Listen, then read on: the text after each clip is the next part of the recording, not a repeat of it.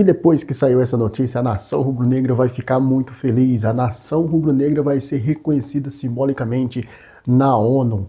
Caio Jorge pode pintar no Flamengo no meio do ano. O jogador foi cortado aí do jogo do Cruzeiro contra o Red Bull Bragantino e acende-se aí uma enxurrada de notícias falando de Caio Jorge no Flamengo. Vou falar também sobre a tabela do Campeonato Brasileiro e o técnico Leonardo Jardim, que rasgou elogios ao clube de regatas do Flamengo. Essas e outras informações aqui agora nesse vídeo, mas antes de começarmos, peço para você que não é inscrito, se inscreve, deixa o like, aciona o sino das notificações. Você que é inscrito, olha aí embaixo se ainda continua inscrito, porque muitos vão se desinscrevendo aí, automaticamente o YouTube desinscreve a pessoa.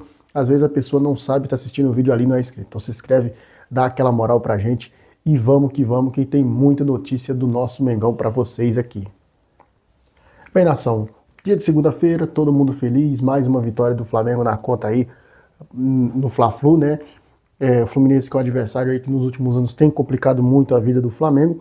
E o técnico Leonardo Jardim, o português, parece ter finalmente aí encontrado ajustes, né? E as peças da vitória de ontem contra o Fluminense mostrou um equilíbrio aí no time, com jogadores como Gonzalo Plata, Samuel Lino em franca evolução física, e o técnico também destacou o Nico de la Cruz também, que continua sendo o motor do meio campo ali, enquanto o Lucas Paquetá começa a ditar o ritmo ofensivo com mais naturalidade. A ascensão interna é de que o Flamengo encontrou um jeito de jogar que une posse de bola e agressividade. Para quem assistiu o jogo ontem, viu uma baita partida do Lucas Paquetá. O Lucas Paquetá ganhou quase todos os confrontos ali de disputa de bola. Foi um partidaço do Lucas Paquetá, além do Pedro, né, que fez 2 golaços aí. Pedro vem se destacando bem com o técnico Leonardo Jardim.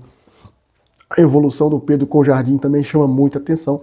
E o Flamengo, com essa vitória de ontem, com a combinação de resultados da rodada, o Flamengo saiu da 5ª posição para a 2ª posição. O Flamengo poderia ter terminado essa rodada, se caso perde para o Fluminense, lá na 7ª posição, mas como o Coritiba empatou e o Flamengo ganhou, o Flamengo subiu para 2º lugar, porque o Vitória ganhou do São Paulo no sábado, e com isso a classificação do Campeonato Brasileiro ficou a seguinte: Palmeiras líder, 26 pontos, Flamengo vice-líder, 20 pontos, o Flamengo tem um jogo a menos, o jogo contra o Mirassol no Maracanã.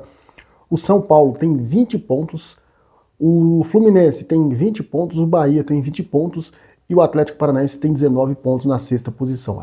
O Coritiba vem em 7º com 16, o Atlético vem em 8º com 14, mesma pontuação do Bragantino em 9º, 14, Vitória em 10º, 14, Botafogo em 11º, 13, Grêmio 12º, 13, Vasco da Gama 13º, 13 pontos, Internacional 14º, 13, Santos 15º, 13, e o Corinthians é o primeiro time além da zona de rebaixamento com 11 pontos. Aí vem o Cruzeiro em 17º com 10, o Remo em 18º com 8, Chapecoense em 19º com 8 e o Mirassol em 20º com 6 pontos. Essa classificação do Campeonato Brasileiro, gente. O Flamengo encerrou uma sequência aí de 14 vitórias seguidas do Fluminense como mandante. O Fluminense venceu o Botafogo, Atlético Mineiro, Juventude, Internacional, Ceará, Mirassol, Flamengo, São Paulo, Bahia, Grêmio, Botafogo, Atlético Paranaense, Atlético Mineiro e Corinthians, e o Flamengo encerrou essa sequência aí de 14 vitórias seguidas do Fluminense. Lembrando, meus amigos, que o Flamengo ele jogará contra o Bahia o próximo jogo aí do Campeonato Brasileiro no próximo domingo. E o Pedro, com os 2 gols de ontem, ele ultrapassou o Gabigol como artilheiro do século XXI do Flamengo. O Pedro foi a 163 gols contra 161 do Gabriel. O Bruno Henrique vem em terceiro com 111 gols. O Arrascaeta vem em quarto com 101 gols. E o Renato Abreu fecha aí o top 5 com 73 gols aí, os artilheiros do Flamengo na era dos pontos corridos e também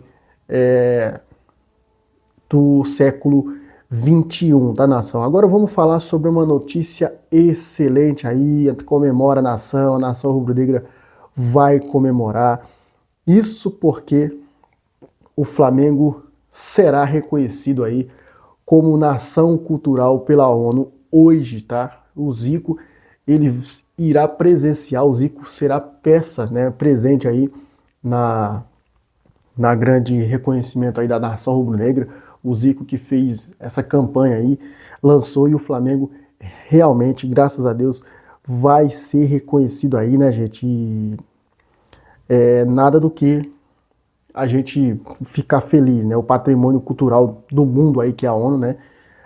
Que antes era força de expressão, agora é título oficial. A ONU, Organização das Nações Unidas, reconheceu a torcida do Flamengo como uma entidade cultural de relevância global. A diretoria e os torcedores se mobilizam em uma campanha liderada por Zico para obter esse selo aí que destaca o impacto social e a cultura do clube. Zico será embaixador dessa honraria em Nova York, nos Estados Unidos, levando o patamar institucional do Flamengo aí a níveis inéditos para um clube de futebol no mundo, tá, gente? Então, a torcida do Flamengo aí será reconhecida. Nós, nação rubro-negra, nós aqui vamos ter o selo de nação ONU, único clube de futebol a ter esse selo, tá? Saindo aí dessa felicidade, que com certeza a nação vai ficar feliz, vamos falar sobre Caio Jorge, isso porque o atacante vive um momento com incertezas no Cruzeiro.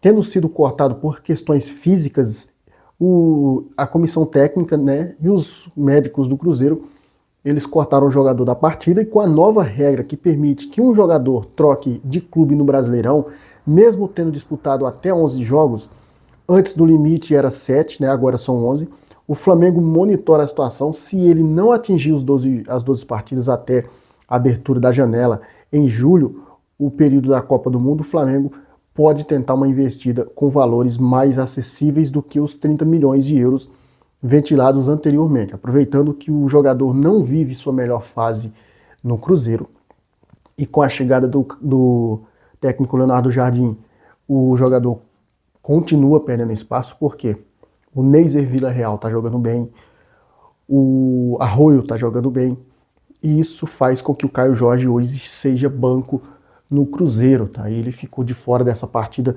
de ontem contra o Red Bull Bragantino. Isso não deixou ele muito feliz, porque ele já tinha alguns problemas também com a antiga comissão técnica, com o técnico Tite. Então o Caio Jorge aí, ele poderia, caso não jogar esse 12º jogo, ele pintar no Flamengo aí por valores até acessíveis, valor de 30 milhões de euros, né?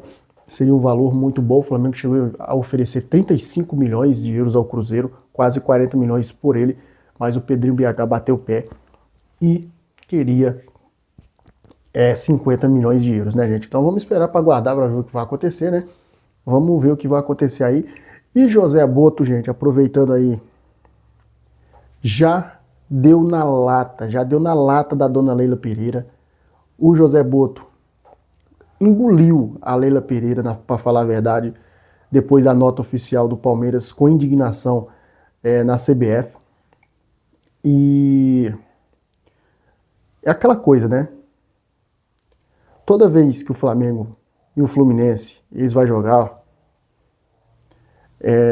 como o jogo foi adiado, o Palmeiras, outros times aí ficaram furiosos com a CBF, né, e com o Fluminense.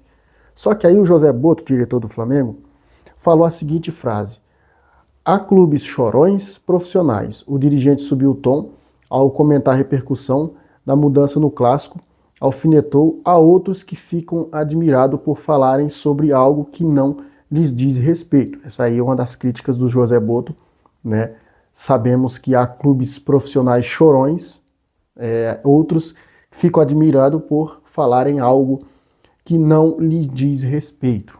Tá? Então essa aí foi uma indireta para a dona Leila Pereira e para os outros clubes que estão incomodados, né? Porque os outros clubes ficaram muito incomodados com o Flamengo aí, né? Com o Fluminense. É coisas absurdas, né, gente? Muito absurdo mesmo. Eu vou ficando por aqui, nação. Se você gostou do vídeo, se inscreve, deixa o like, aciona o sino das notificações. Partiu!